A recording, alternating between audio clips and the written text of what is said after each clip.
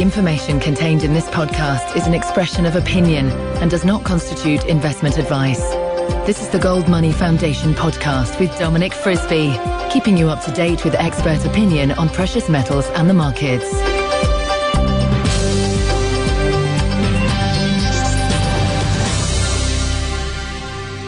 Hello and welcome to the Gold Money Foundation podcast, hosted in association with Frisby's Bulls and Bears. I'm Dominic Frisby. It's October the 11th. I'm sitting in the Sloane Square Hotel in glamorous southwest London, and sitting opposite me is a man who comes to London at this time of year, normally on Alfa Romeo related projects. I'm sitting opposite Bob Hoye. Hiya, Bob. Dominic, good to be here. Now, for those of you that don't know Bob Hoye, he's formerly a geologist, he is a financial historian, and he's now the chief strategist for institutional advisors. And his calls on the market have been excellent over the years, and particularly this year, if I may say, he had a momentum peak forecaster that called the highs in the markets at the beginning of the year, and he's been monitoring the falls as they happen very, very accurately. So, Bob, well, congratulations on that call.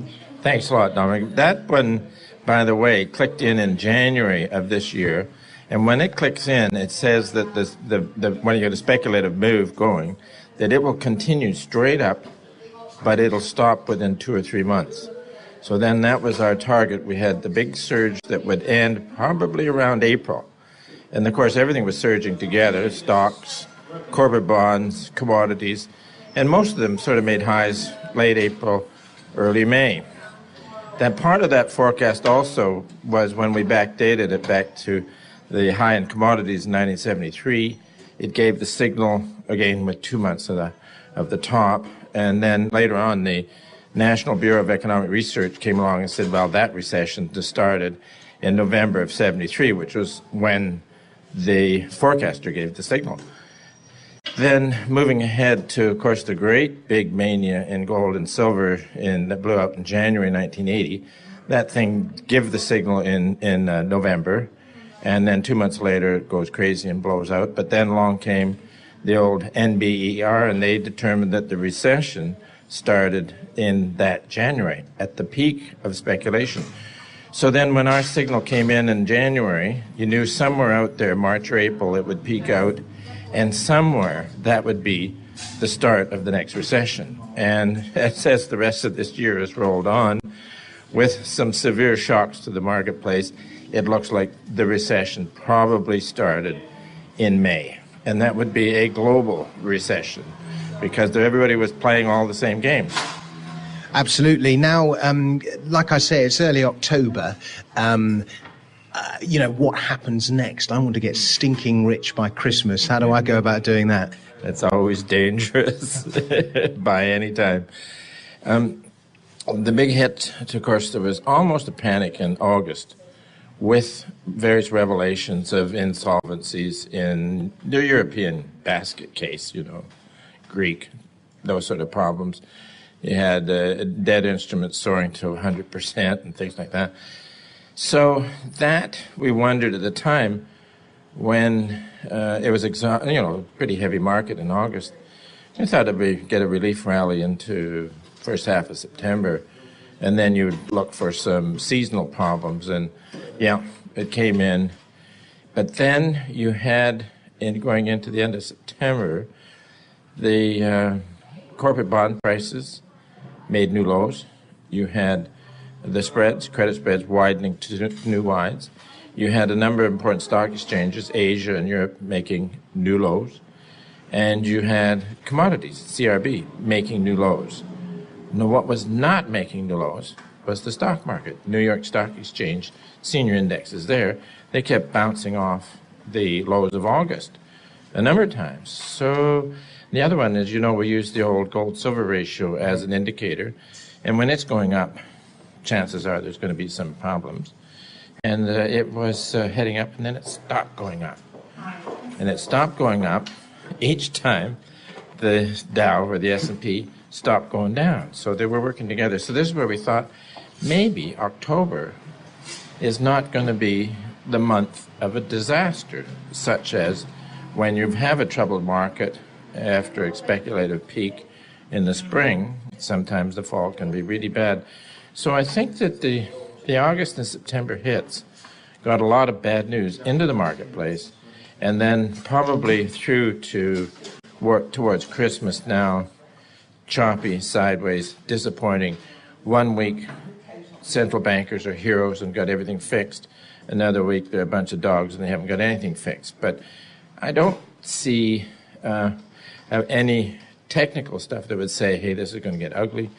Notwithstanding that, there still is that we are in a post-bubble contraction, and they're awful. And what's more, there's nothing any policymaker can do about them in the long run.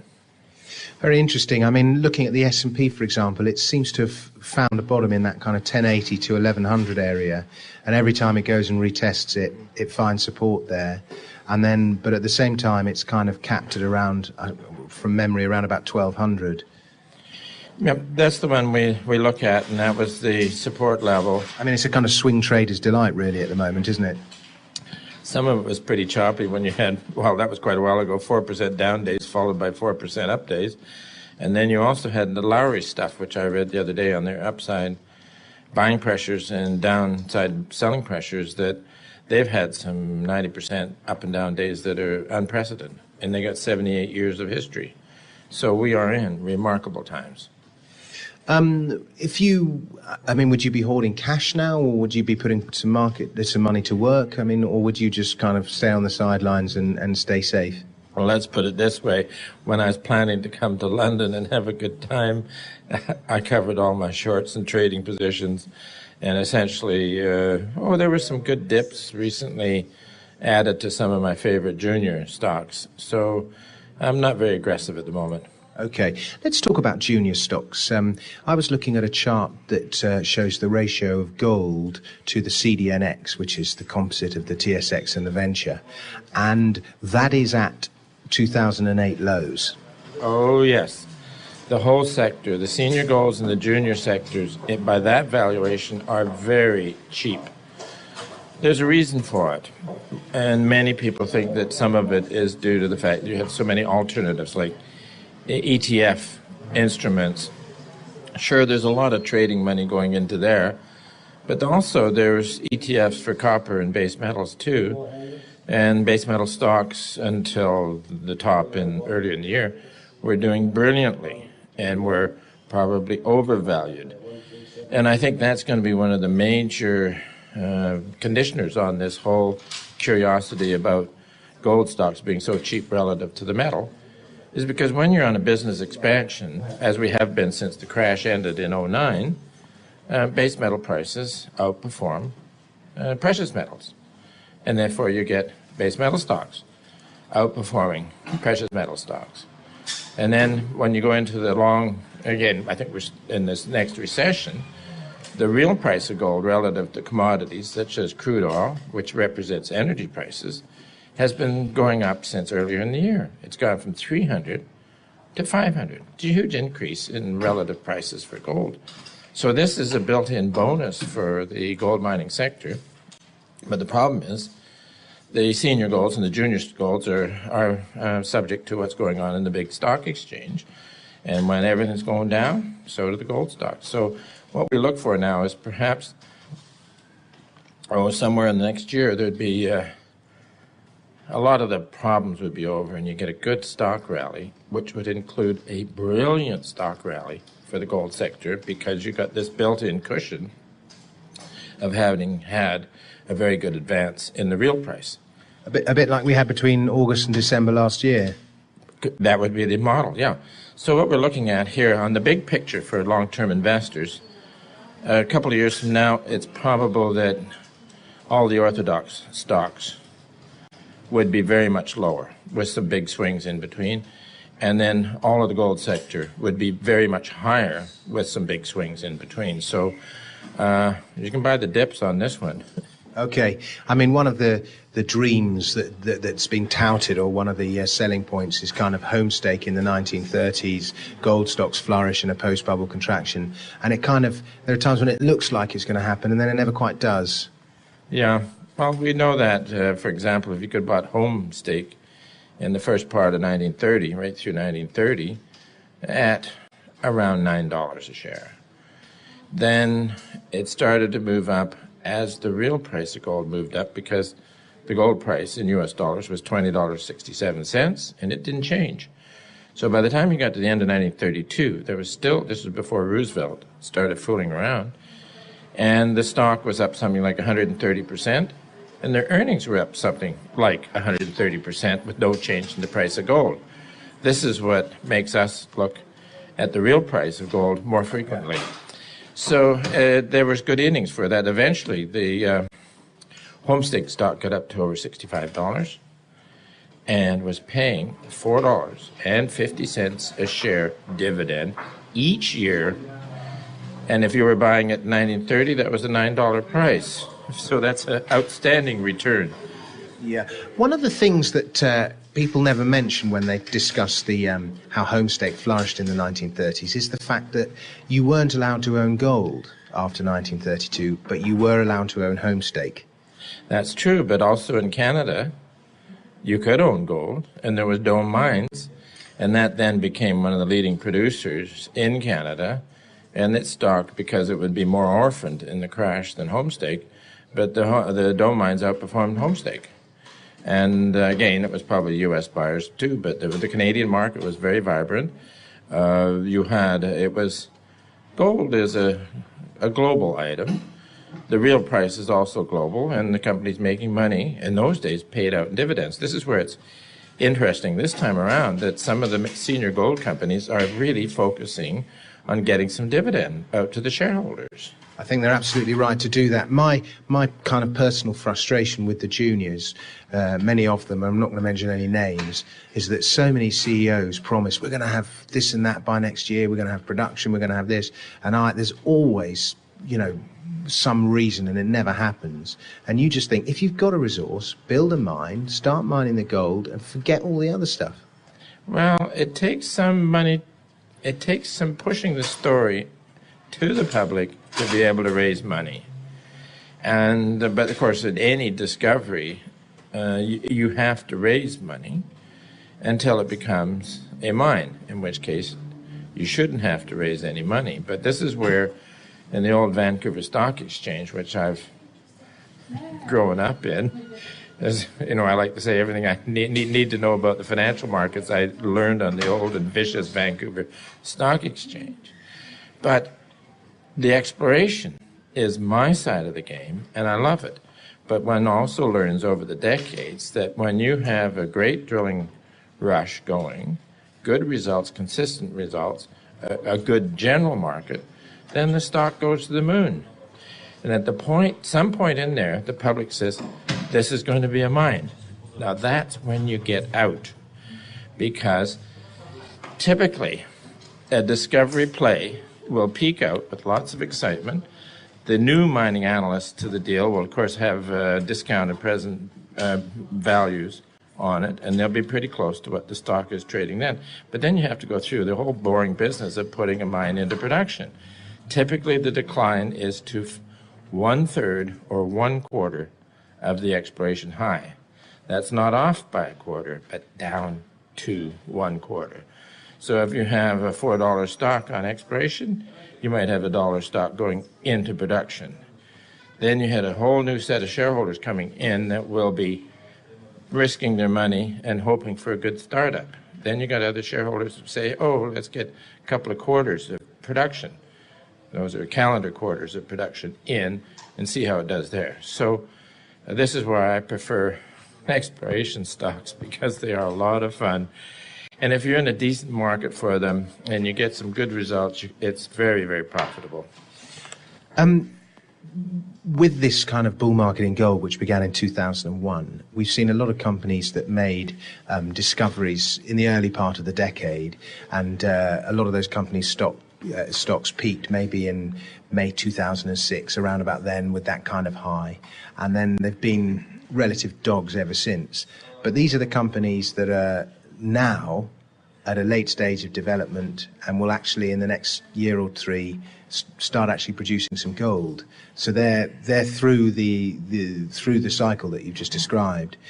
Are we going to suddenly find an abundance of gold coming to the market? Oh yeah, you will. But the thing is that when you're in a post-bubble deflation, there's a huge investment demand for gold. So don't ever think that the onset of expansion of supply is going to drive price down. No, because the investment demand will be there year after year. Typically, a post-bubble contraction will run for about 20 years. And for us, the real price started to go up when the bubble ended in 2007. And so we're only that many years. Was 2008 1929 or was 2000 1929? Well, let's say that 2007 and 2008 were a combination of 1929. But I meant was 2000 the dot-com? No, 2007 was a rare item. It was all on the dot-com innovation. It was an amazing market, but there were elements missing that would have then said it was a 1929 market. One was you needed to have good speculation going on in real estate. Nothing in 2000. You need to have a pretty good market for commodities. Wasn't happening. Remember the guys on... Yeah, I mean, that was, okay. You said, Lawrence Kudlow was saying all through 2000, right up to the top of 2000, you just had to buy stocks because there was no inflation. And then going into 2000, you had commodities going up, base metals going up, and Larry was saying, you just had to buy stocks because there is inflation. He never ever changed, But at any rate, the other signpost on the beginning of a Great Depression is, of course, the mania in tangible and financial assets, which we had in 2007. Then you had the classic change in the yield curve to steepening from being inverted. You had a classic reversal in credit spreads to widening. And then when the bear market did start for stocks in October 07, the recession would have been expected to start right away. And it did. It started in December. Now, throughout most of business history, in normal times, the stock market has a high, and 10, 12 months later, the business cycle has a high. And say, for example, 2000, the stock market high was in March 2000, and then a couple of years later, NBER came in and said officially the recession started in March 2001, 12 months later. So then the NBER determined that the recession started in 2007. So that fit the old model where the recession starts virtually with the bear market. So we're in 1932. We're not in, or 1931 or something. 37 or something like that. Oh, I was going to say, well, that was my question. Are we in 1937 or are we in 1931 at the moment? We're at the end of the first business expansion. We consider it started, the recession started in May. So that sort of looks like 1937, which was the first business expansion coming out of the crash. It also, the recession started virtually with that bear market. But hadn't gold stocks already peaked by then?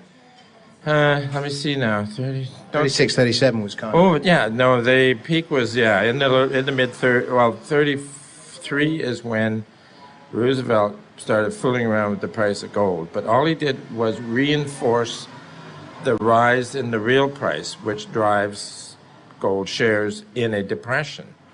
So it peaked.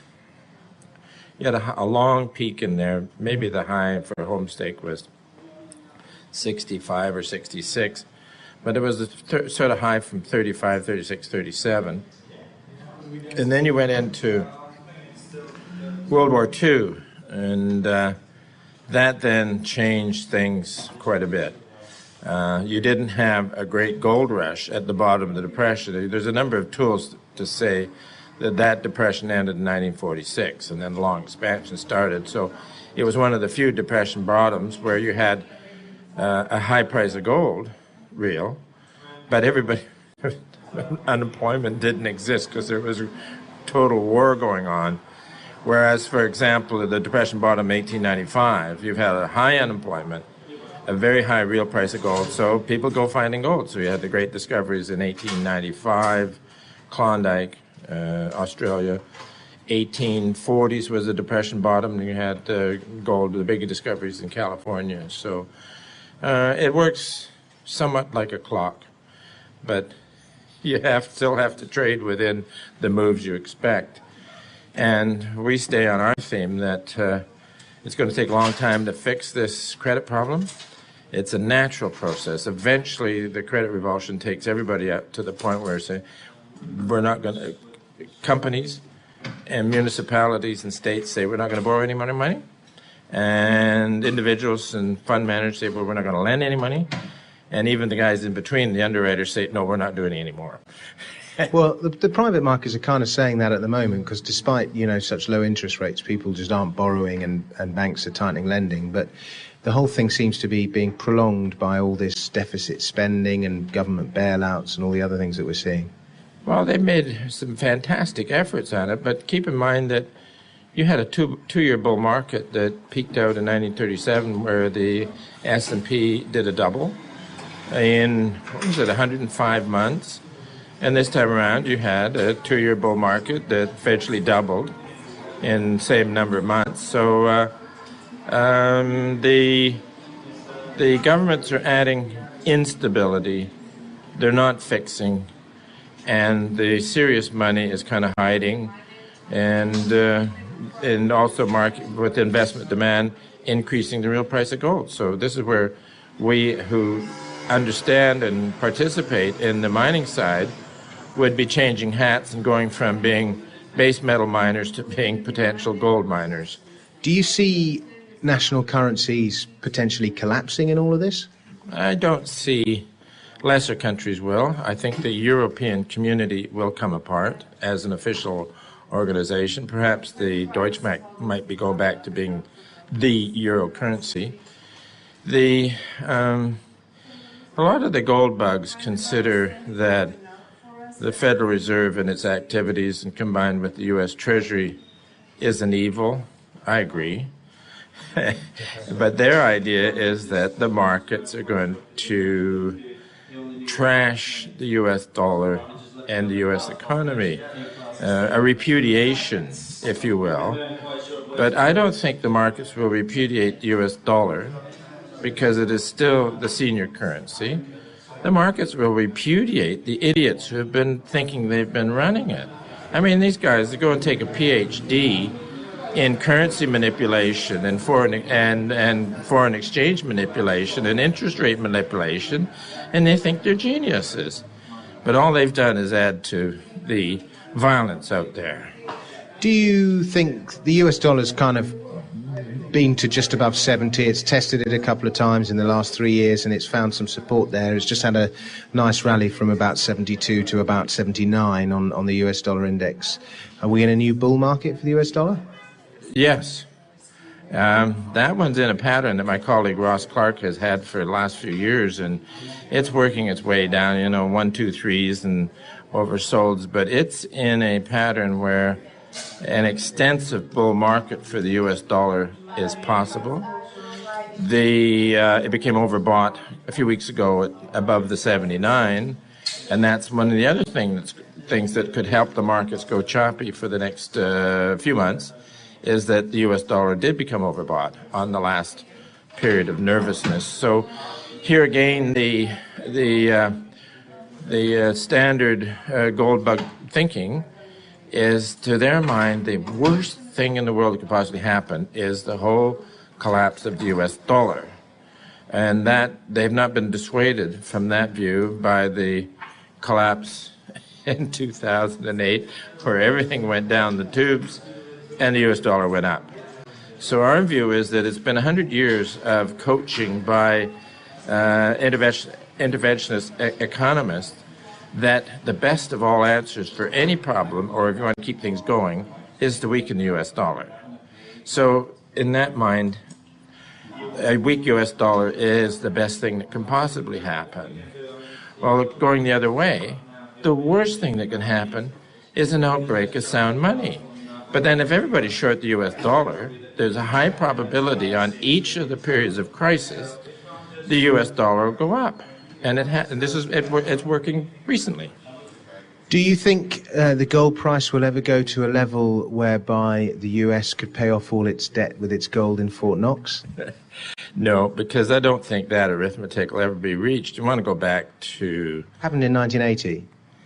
It may have, but that was a numbers game. But then the serious move was in 1860s when they went off of gold, and that was to prosecute the Civil War. And then at the top of that bubble in 1873, the leading newspaper in New York editorialized that nothing could go wrong with the stock market because the treasury system was existing. They didn't have a central bank. What's more, they didn't have a central bank that was on a gold standard, i.e. Bank of England. So then that left the Treasury Secretary, who was admired then, with an absolutely free hand to create credit to prevent things going wrong. Well, the 1873 bubble was a massive failure, and it went wrong. It really went wrong, so that by 1884, senior economist in England looked around and said, oh, this is a Great Depression. So that was the first official nomination that I've seen of calling it a Great Depression. It lasted until 1895. But to get back to the gold side of it, the serious side of the New York street became bothered by the violence that was in the wake of this being on a fiat currency. So I forget when it was, maybe 1875, the president then wrote a letter to the Treasury saying at such and such a date, I recall it could have been 1878, the U.S. will meet all demands. So then they had gold points at New York and New Orleans and Philadelphia. And of course, there was concerns going into this point where greenbacks would be redeemed in gold. And they were worried that there was not enough gold in the Treasury. Things were going to go all to hell. But on the first few days of having it on, where the Treasury would sell gold at a point and buy gold at a point, more gold came in because it was more useful to use a gold-backed note system. Bob Hoye, thank you very much.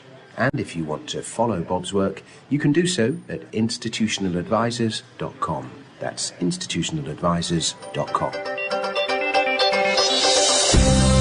Subscribe to the Gold Money newsletter at www.goldmoney.com to receive email updates on new articles, videos, and iTunes podcasts from our Gold Research section.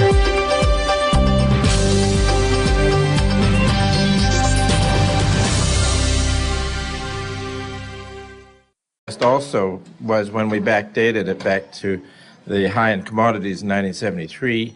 It gave the signal again with 2 months of the top, and then later on the National Bureau of Economic Research came along and said, well, that recession just started in November of 73, which was when the forecaster gave the signal. Then moving ahead to, of course, the great big mania in gold and silver that blew up in January 1980. That thing gave the signal in November, and then 2 months later it goes crazy and blows out. But then along came the old NBER, and they determined that the recession started in that January, at the peak of speculation. So then when our signal came in January, you knew somewhere out there, March or April, it would peak out, and somewhere that would be the start of the next recession. And as the rest of this year has rolled on, with some severe shocks to the marketplace came in. But then you had, going into the end of September, the corporate bond prices made new lows. You had the spreads, credit spreads widening to new wides. You had a number of important stock exchanges, Asia and Europe, making new lows. And you had commodities, CRB, making new lows. Now, what was not making new lows was the stock market. New York Stock Exchange, senior indexes there, they kept bouncing off the lows of August a number of times. So the other one is, we use the old gold-silver ratio as an indicator. And when it's going up, chances are there's going to be some problems. And it was heading up, and then it stopped going up. And it stopped going up each time the Dow or the S&P stopped going down. So they were working together. So this is where we thought maybe October is not going to be. Financial historian, and he's now the chief strategist for institutional advisors, and his calls on the market have been excellent over the years, and particularly this year, if I may say. He had a momentum peak forecaster that called the highs in the markets at the beginning of the year, and he's been monitoring the falls as they happen very, very accurately. So, Bob, well, congratulations on that call. Thanks a lot, Dominic. That one, by the way, clicked in January of this year, and when it clicks in, it says that when you get a speculative move going, that it will continue straight up, but it'll stop within 2 or 3 months. So then that was our target. We had the big surge that would end probably around April. And of course, everything was surging together, stocks, corporate bonds, commodities, and most of them sort of made highs late April, early May. That part of that forecast, it looks like the recession probably started in May. And that would be a global recession because everybody was playing all the same games. Absolutely. Now, like I say, it's early October. What happens next? I want to get stinking rich by Christmas. How do I go about doing that? It's always dangerous by any time. The big hit, of course, there was almost a panic in August with various revelations of insolvencies in the European basket case, Greek, those sort of problems. You had debt instruments soaring to 100% and things like that. So that, we wondered at the time when it was a pretty heavy market in August, we thought we'd get a relief rally into first half of September, and then you would look for some seasonal problems, and The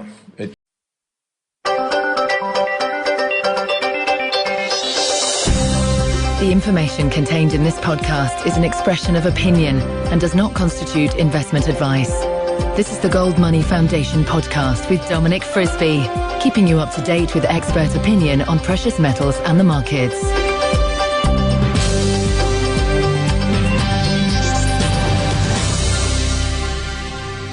Hello and welcome to the Gold Money Foundation podcast, hosted in association with Frisby's Bulls and Bears. I'm Dominic Frisby. It's October the 11th. I'm sitting in the Sloane Square Hotel in glamorous southwest London, and sitting opposite me is a man who comes to London at this time of year, normally on Alfa Romeo related projects. I'm sitting opposite Bob Hoye. Hiya, Bob. Dominic, good to be here. Now, for those of you that don't know Bob Hoye, he's formerly a geologist. He is a